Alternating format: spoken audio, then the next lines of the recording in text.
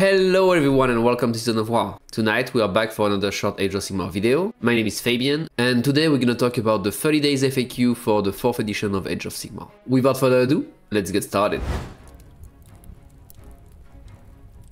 So for this second round of FAQ, we're not gonna go in details on all the questions, we're gonna focus on the errata and the addenda. And it's worth noting that all the changes are now located in one same document, the battle profiles and rule updates. This document can be found on Warhammer Community, and we're gonna put the link in the description below. In this document, you have all the changes for all the factions and all the rules for the entire edition, and they will just be labeled new, updated, or deleted when they make some changes. First, let's go over the changes on the battle profiles. It's going to be pretty short here, there are just a few changes. There are some base size that are updated to reflect the models for Seraphon, Blood Knight and Slave to Darkness. And then two changes on which hero can go in which battalion and what they unlock for Stormcast, with the Knight Zephyros unlocking the Vanguard Chamber.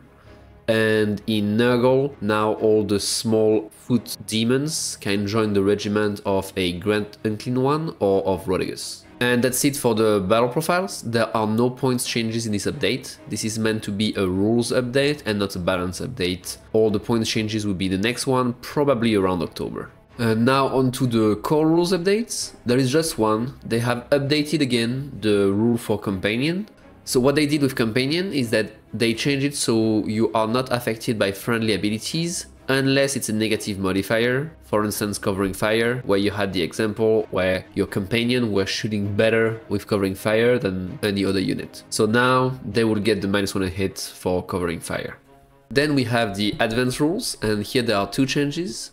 The first one is about the terrain, and more specifically faction terrain, where you can put a model on top of it. And there is an update that says that if you leave the terrain using, for instance, a teleport ability, you are considered to have left the terrain, so you don't keep the buffs when you leave the terrain, no matter how you do it. And the second one is an errata for the spells, and it says that you can only use enemy reaction if the casting roll was equal or higher than the casting value. This is to prevent enemies to be able to unbind even if you fail your cast, in order to, for instance, do some mortal wounds with some war scrolls like Gobsprak or the artifacts from Khorne. And with this new wording, it means that you can still use friendly reactions if you fail your cast, to, for instance, reroll or add to the dice roll with some abilities, but the enemy can only use reactions if you did beat the casting value. Now on to the probably most impactful changes of these rules updates, the change on the General's Handbook, and more precisely onto the manifestations. If you've played a bit of the game, you have probably seen a lot of mob inconjuration, and one of the reasons why you have is that until now, the Purple Sun and the Gravetide were able to finish their move in combat.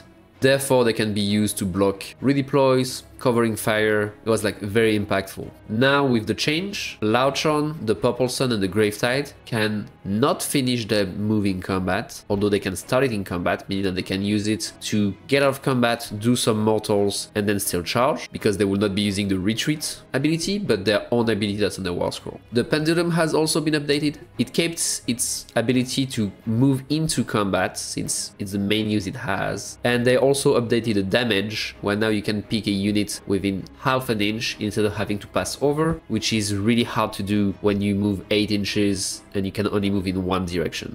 So it means that the Pendulum still keep its control potential with blocking units with its movement, and now it can do a bit of damage, which is a nice addition.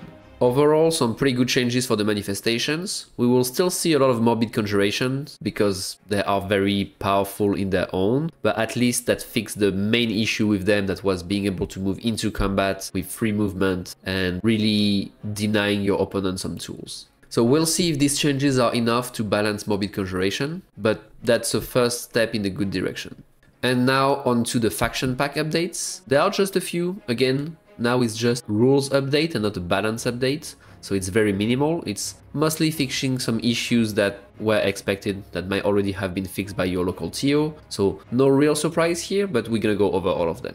For Season of Sigmar, you just can't double tap on a unit with advanced information, so each unit can only move 3 inches, so you cannot stack it to 6, 9 or maybe even 12 inches in some cases. For Fire Slayers, they just fixed the timing of the rune of Relentless Zeal to be in the movement phase. So now if you use the improved rune, you will get the extra movement in the movement phase and it will not be wasted because it had not been procced already. For Slanesh, just a clarification on the timing of Phantasmagoria, and now it says clearly that you move after the ability has been resolved. For KO, a change on Assault Bolts, and now you cannot pick units that are in combat to lift them with the frigate and then charge. You have to pick units that are not in combat. This is just meant to stop a combo that was not intended, where you could screen with your balloons, your opponent will charge them, you will leave them, countercharge, and drop them again. So you can still do your counter charges, you just have to position a bit better, you cannot just screen with the balloons and then remove them to countercharge. For Lumineth Realm Lords,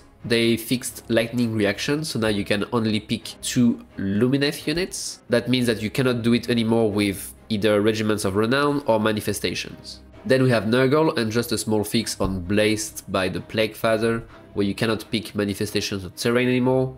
It doesn't really change anything, it just makes more sense this way and makes it less confusing.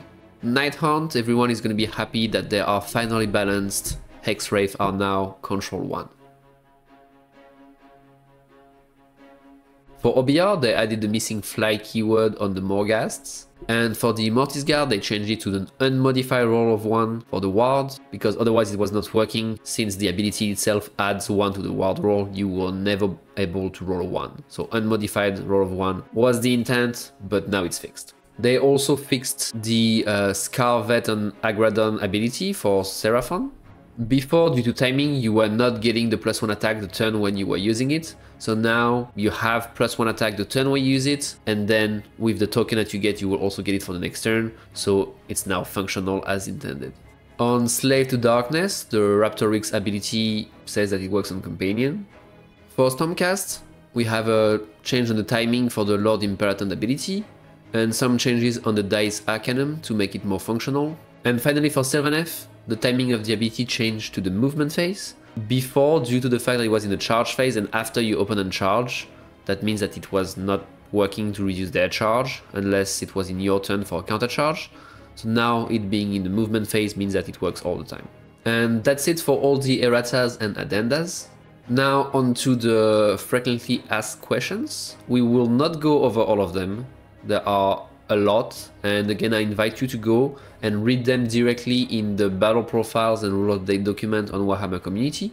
All these start on page 40. You have to go over all the battle profiles first, so make sure that you do that, and at the end of the document, that's where you have all the rules updates for, again, core rules, advanced rule, faction packs, GHB, everything is there, so that's the one document that you want to read. Take the habit, every time there is a new update, just go and see that document, see what's new. This way you can have everything at one place, you don't have to try to go in the app and look faction by faction or look at the different indexes. Everything is in the same document. We'll just focus on a few outstanding FAQs, questions that I've seen a lot in games and that are quite impactful. The first one is regarding covering fire, and yes, you can use covering fire after redeploy. And that's because covering fire doesn't tell you to use the shoot ability. That has a restriction, meaning that you cannot use it after running, but just do shooting attacks. And for these, there is no restriction. You can do them even if you run. The next one is regarding power through. And even though the name by itself implies that you can go through models, you actually can't if you don't fly.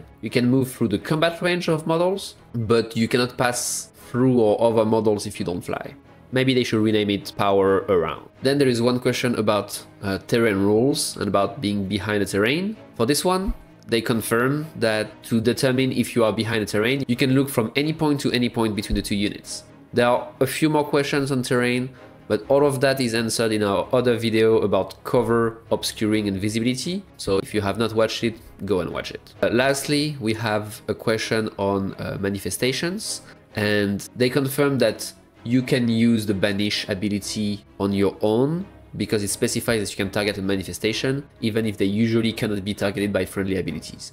Alright, that's it for today. It was pretty short, very small FAQ, again focus more on rules updates and not balance updates. We are all hoping to see a bit more in the next one that hopefully should be in October. But again, thanks for watching. Let us know in the comments below if you have any questions or comments, and we'll see you in the next one.